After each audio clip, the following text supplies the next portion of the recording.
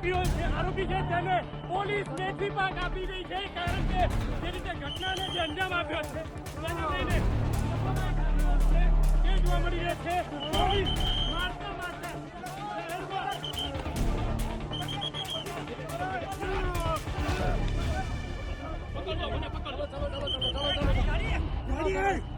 ગાડી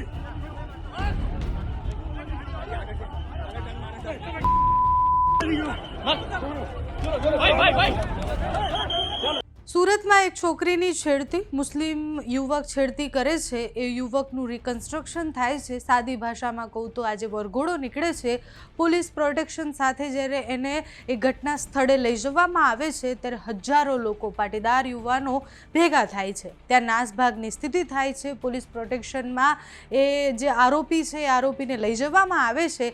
આખી ઘટના હવે એટલી સંવેદનશીલ બની ગઈ છે કે જે દ્રશ્ય સામે આવે છે પોલીસ ટીયર ગેસ સાથે અને તમામ બંદોબસ્ત સાથે ત્યાં એ આરોપીને લઈ જાય છે. ત્યાં જેટલી ભીડ છે એ ભીડ બૂમો પાડી રહી છે. આમ તો જે કાર્યવાહી થઈ છે એ કાર્યવાહી પછી પણ એટલે કે પોલીસે ગઈકાલે જે કર્યું એના પછી પણ હજુ પાટીદાર યુવાનો અને પાટીદાર સમાજના આગેવાનો એવું કહી રહ્યા છે કે અમને ન્યાય જોઈએ છે અને કોઈ પણ છોકરી સાથે આવું ન થાય એના માટે કડકમાં કડક કાર્યવાહી થવી જોઈએ. પોલીસ જ્યારે એ વ્યક્તિને લઈને આવે છે એટલે કે મોહમ્મદ અઝીઝને પોલીસ ઘટના સ્થળે લઈને આવે છે ત્યારે પોલીસ પ્રોટેક્શનમાં એ આવે છે પણ એની હાલત જોઈને ખબર પડે છે કે રાતથી અત્યાર સુધીમાં એની સર્વિસ કેટલી થઈ છે.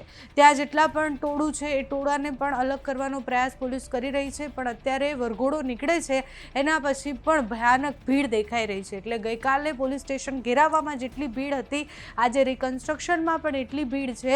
ત્યાં નાસભાગ મચે છે. પોલીસ બધાને છૂટા કરવાનો પ્રયત્ન કરી રહ્યા છે અને એ ભીડની વચ્ચે એ મોહમ્મદ અઝીઝનો વરઘોડો નીકળે છે.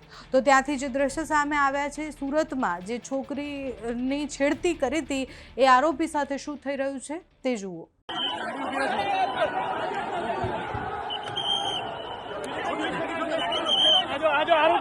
આરોપી છે તેને પોલીસ બેથી પાક આપી રહી છે કારણ કે જે રીતે ઘટનાને જે અંજામ આપ્યો છે તેને લઈને જે જોવા મળી રહ્યા છે પોલીસ મારતા મારતા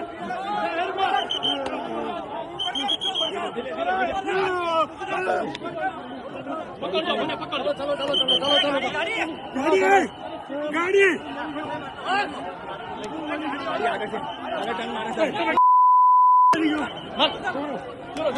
ભાઈ